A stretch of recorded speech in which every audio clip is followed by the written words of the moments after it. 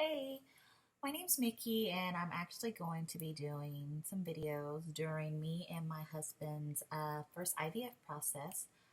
I am 29 years old. We live in Texas. We've done a couple of IUI practices, well, not practices, but IUI treatments, and they weren't successful for me. We tried it naturally. I've tried every herb and vitamin and PCOS treatment that I've seen on YouTube or Facebook or Twitter or anything. And for some reason, it doesn't work for me. Um, as I stated a second ago, I have PCOS, which is polycystic ovarian syndrome. I have problems, ovulating on my own.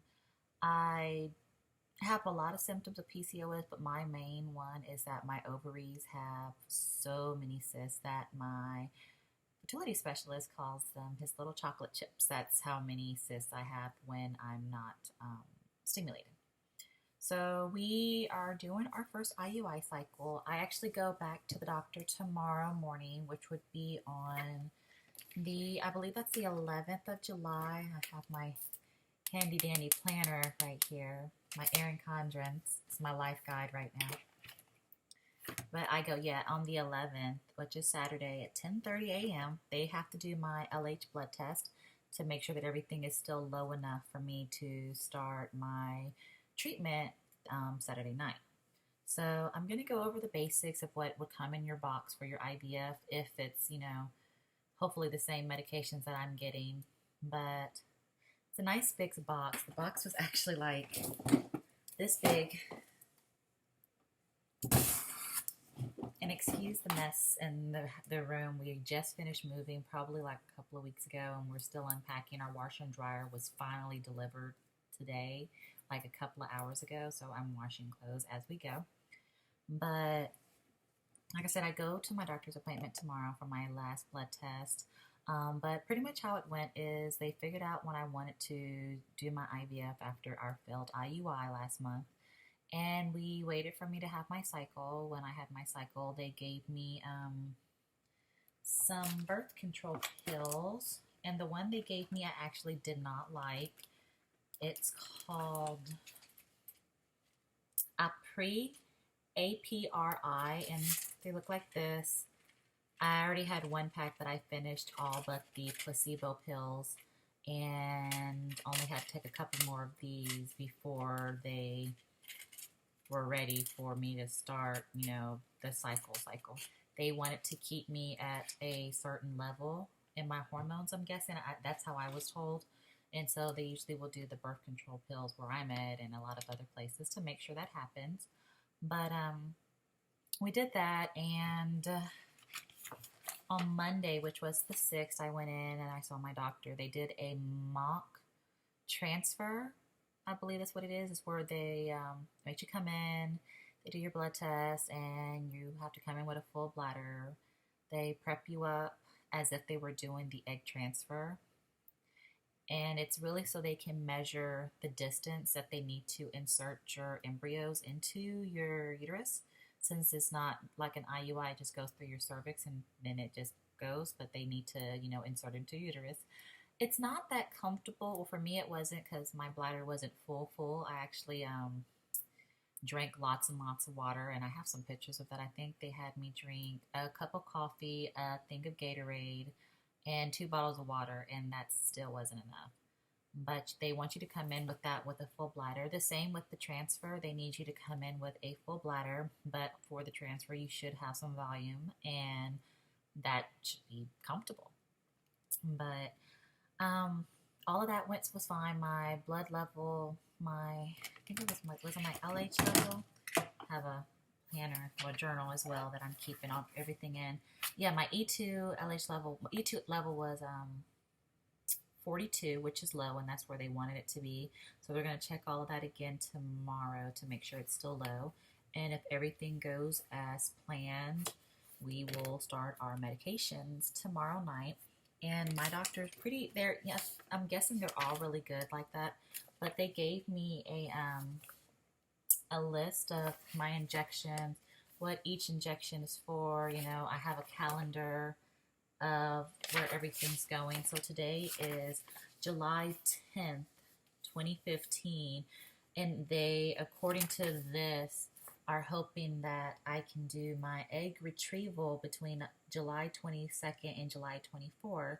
July 24th is my husband's birthday, so I'm hoping it's on the 23rd, which would be great.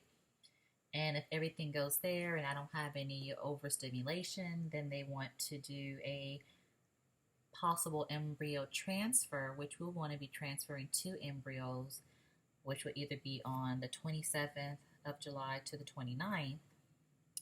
And if all of that goes well, then we would do our pregnancy test somewhere between August 5th and 7th, somewhere in that zone. But things can change, so I'm not gonna, hold on to this for dear life and make sure that it has to be just like this. But I like planning things out accordingly. And they're going to give you a good counseling session. And in the counseling session, they're going to, I'm sorry, I'm trying to get comfortable in my chair. My legs dangle. They're going to explain to you about the transferring of the eggs and, depending on your age and how well your eggs are and your eggs look, they might recommend you just transferring one. But if you want to do more than one, you're more than welcome to, I'm guessing. They said they can't make you. We're going to do 2 just to be on the safe side because my body's very frail. I also have some blood disorders, and I have hemocranium headaches, meaning my headaches do not go away. I'll put the exact definition of it and what it's called, but I have headaches that are every day, all day, and they've been going on for a couple of months now, and we just now got a diagnosis. I have that, and I also have fibromyalgia, along with the basic things like asthma, anemia, all those little things. But my body's very frail, and it's very finicky to medications. Like the birth control pills made me really, really sick. I couldn't hold anything down. I couldn't sleep. I broke out in a rash. I had indigestion. I couldn't keep food in. It was a horrible, horrible couple of weeks, and I'm glad that I'm not on them anymore, and I don't need to be on them. I have PCOS. That's like my birth control, pretty much. I'm not used to that hormonal changes, and I would get cramps throughout every day when I took the birth control pill in my uterus, and it wasn't fun. I don't know. That's like a whole different story about that. But, and excuse my hair. It's been a hot, humid day here in Texas, so what I'm going to do is I'm going to go ahead and go through what comes in my big box of goodies. So you should have some of the same medications if you're doing an IVF, and we're trying to do a fresh transfer of 2 embryos, and the rest will be frozen. And so, okay, the first thing that they gave me, and excuse my box, I was trying to open it and tear off my information on the front so it wouldn't be seen. So I'm going to show the back. But you're going to get a box of Gonalef, or you might get a box of Follistim, which is the stimulant. If you ever had an IUI, you'll be getting the same things for those. And the Gonalef pen looks like this. It's a pre-filled pen. I don't know if you can see that. There we go. But it's a pre-filled pen. I like the fact that this one's pre-filled, that I don't have to change out the vials. I just have to use it and then throw it away. What I don't like is the Gonalef little needles. They're not comfortable to me. They're not very big. I mean, I can show you because I'm not going to be using this many of them. But they're not very big to everyone else. Like I said, I'm very frail. So, this is this. It's not a big needle to everyone else. But to me, it makes me bleed each and every time that I inject myself. Or my husband injects me. And I don't like that. So I'm going to put that in my sharps container. But this is the Gonalef. This one's the 900 IU. They also have a 300 IU. The difference between this and Follistim is Follistim will give you little vials that are about this big, and they'll either be filled to 300 or they'll be filled to 900. This is pre-filled, so all you have to do is crank it to the dosage that you want. So let's say it's 150. All you do is crank. You have the needle in, you push, and it goes all the way through, and then you're done. Not that hard, you know. Pretty simple.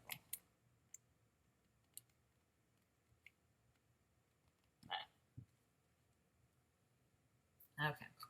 I'm going to put that back now. Make sure I didn't lose any good stuff. But it's okay. It's just like Follistim, just a different brand. I just don't like the needles. I usually use the last bit of my Follistim needles first, if I have any left over, instead of before I use the ones that came with the Gonalef, because they really hurt. It hurts my stomach, and each and every time, whether I do it or my husband does it, I bleed, and it hurts. I feel like I'm being constantly stabbed. So they sent me 2 boxes of this, the Gonalef. The other one looks a lot nicer, I promise you. So I'm going to set that back. Well, I'm going to set that here because these have to be refrigerated. So this is going to be going back in the fridge when I finish with the video. They sent me 1, 2, 3, 4, 5 boxes of the Menopur. I think I'm saying that right. Let me see if I remember what the Menopur is for. I'm not going to just blabber anything out. I want to try to give you the best information, since no one was there doing this for me. Okay. I know that the Menopur will always be taken at the same time in the evening, daily. So at the same time, every day in the evening after 6 p.m. is when it's supposed to be taken. So that's when your OCD comes in. You need to make sure that it's done, because I've toyed around and, almost missed a dose of my Follistim and my Gonalef. And when I went for the doctor's appointment, the next day, since I waited so later, my eggs didn't grow the way they should have. And this happened a couple of times because we get busy, or you go on a date, or you're not feeling good. And yeah, so I'm going to try to do some more research to figure out exactly what the Menopur is for. But this is how it looks. It looks like this. Do I have one that's open? Let's see. Yes. Okay. Alright. So this is the Menopur. I'll try to hold it still for y'all.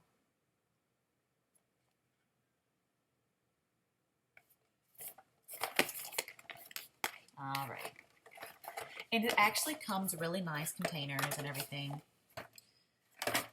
However, you have to become your own mixologist to do it. And I'm going to do videos when it's time to do our first shots tomorrow. But they come in the vials like this. You have powders down here. These are the powders. I don't know if you can see that. Can you see? Let's see. Let's try it on.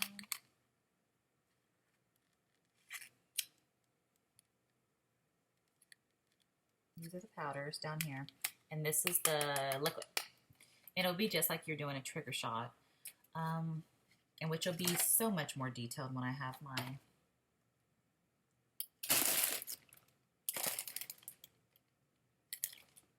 Yeah. When I'll do more detail and more information about it tomorrow when I do our first shots. But you're going to get a couple of these. And from what I'm told, they always send you more than you're going to need. So don't overreact or wonder why you have so much left over. Because for me, I will be using 2 vials of powder and only 1 vial of liquid. And it's only 1 cc, if I'm correct. 1 cc. And I mix it in 1 vial, get it all mixed up, remove it all out, and then stick it in the other vial of powder. Shake it up, well, roll it around, remove that out, and throw the rest of the water liquid away. So I promise you I'll be more detailed tomorrow, because I'm going to show you how they're supposed to be mixed.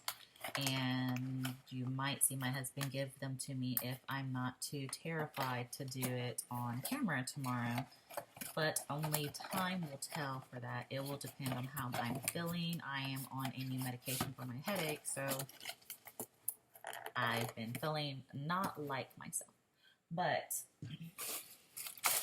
you also will be getting,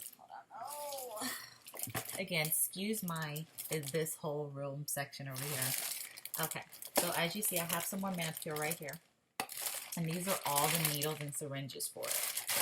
It's nice because they put them all in little bags for you, so you know what's what. I'm putting on my Manapure now. The next thing that they're going to be taking would be a Ganirelix. And it looks like this. See that? See if I can do it without the light. There we go. I have Ganirelix. And what I like about it, it's also a pre-filled one, but the best part about it is it's a pre-filled syringe. So you can't beat that. All the medicine's already in there. You just pop the cap, stick yourself, throw it away into your cute little sharps container that they always send you. If you do enough of these cycles, you'll have more than enough of these sharp containers to the point that I give them to like family members that have like diabetes or they need to give themselves other shots, because I have way too many and none of them are ever full to the top.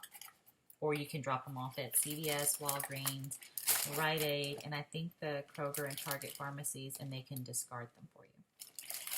But they send you enough Ganirelix. And I don't think you need any more. Yeah, you don't get any refills of this. So this is going to be, take it when they tell you to. Then I have, okay, we'll do that one last. We have another box. We have our Lupron, which is in here. But I also have another trigger shot because they don't know what they're going to trigger me with. Sometimes they'll do the Lupron to trigger. But they might do the other one, the Novarel. And they supply you with your Valium, some antibiotics, and another medication that you will take when they tell you to, so that you, your eggs, your future embryos, and everything will be good to go, the volume, so you don't feel anything for the transfer. So according to my doctor, I should be feeling really happy for my transfer. So that's in there. I forgot how to pronounce this. Okay, this is the estradiol. The estradiol, the Vival. I don't even think the lady went over this with me. And I don't even think I looked at it. So let me try to. Okay, this is a patch. This is a freaking patch. I don't know. I'm guessing they're going to tell me when they want me to put these on. If any of y'all know exactly when I'm supposed to do these, if it's before or, after retrieval or before transfer, please let me know. But they look like this. And they're little patches. It says it contains 1.56 mg of estradiol USP inactive components, and it gives a whole list. So I'm guessing that they might be after transfer or retrieval. Please let me know if you've done an IVF or if you've done some research. I'm more than welcome to new research because I'm not going to, like I said, I'm not going to tell you something I don't fully know. I'll research it, and in the next video, I'll, take it off what we call the parking lot and give you the information from it. But they send you, like I said, everything that you need. The pharmacy that my insurance uses is Freedom Fertility Pharmacy, and they have been awesome. And it's not that bad. I think I paid like a $50 copay for the medication. So for this whole box, I paid $250, and it should have been like thousands of dollars. Now for the last ones, and these are all my needles and everything. They send everything you need. But for the last one, for my IUI cycles, we used the progesterone inserts. Okay, apparently my body does not like that. Every time that we put the inserts in, my cervix contracted to the point that last time we were pregnant, but my contractions were so bad from the progesterone that it caused me to miscarry. And I mean, to the point that the contractions were so bad, my husband had to pick me up and put me in the tub of warm water and then come remove me from the tub an hour and a half later because I could not move. The pain was so severe. I was in pain for days. And then I went to the doctor, and that's when, they let me know what was going on. They checked my levels. My levels kept dropping. So, I mean, I can understand. And this time they want to do the progesterone with oil, which are intramuscular shots that I have to give myself in my butt, or my husband give me in my butt every day. I think it's 2 shots a day. So I'm not thrilled about that, but I mean, I will do absolutely anything just for us to have like a bouncing baby in the house. But this is how the packaging looks. Can you see that? Okay. I haven't really looked at this. I just saw the ones that they did because she said she would go over this with me when I got closer. But this is the progesterone with the oil. It's kind of filled almost to the top. It's about right there. And so I have needles for that too. And they'll give me my dosing, but I'll make sure that y'all see the dosing because this channel is strictly until we get, the baby Lipsey going on and be there. So all of my diets and things that my doctors and my aunt and everyone else is having me do to help my health and my blood disorders and the PCOS and pretty much everything is going to be on this channel regarding our journey to baby Lipsey. You'll see my husband give me shots. You won't see him say much, but you'll see him give me the shots. Only thing I can do now is just follow my instructions and pray and stay calm and relax. I'm not at work right now. I don't go back to work till August 8th because of my headaches. So that's good. I can try to relax during this whole IVF process. I do know that I'm going to be doing some videos according to battling OSS, which is the over hyperstimulation. It's when your ovaries get overstimulated, and it can actually be pretty dangerous and very, very painful. And I've already been stocking up on some things. I know that a lot of electrolytes, so a lot of Powerade. I'm not a big Gatorade fan. I prefer Powerade. Gatorade's too sweet. A lot of Powerade, coconut water. The only one that I found that I actually like is the coconut lemonade water. It's not that bad. It really just tastes like a organic, sugar-free lemonade with like a splash of coconut. It's not, too bad. Lay's potato chips because I'm going to need a lot of sodium. I have a little bit of everything. I'll go downstairs for one of the videos and show you my pantry of strictly IVF foods for that. I have a lot of protein. I know that you're supposed to eat a lot of protein to make sure that you don't overstimulate after retrieval. So I'm probably going to start eating my protein a day or 2 before the retrieval just to make sure it's in my system, maybe 3, and a lot of Gatorade and water. But water, I haven't been able to chug water down since the last IUI cycle. It makes me a little sick right now. So I'll have that list coming. Trying to make sure there's not anything else. That's it. If you have any other questions or suggestions, or you have something different with your IVF, or even if you've been through an IVF process before, let me know. I will be more than happy to hear about it. And so we're just waiting for everything to be successful so we can have baby Lipsey. So if all of that happens, then you'll be able to know what the names will be and all that fun. But I have another channel and I'll put all that information in there. But the other channel is more so just makeup and my regular life, not the baby world life. But until then, I hope y'all have a good night and lots of love and baby dust and sticky dust. And until then, have a good night.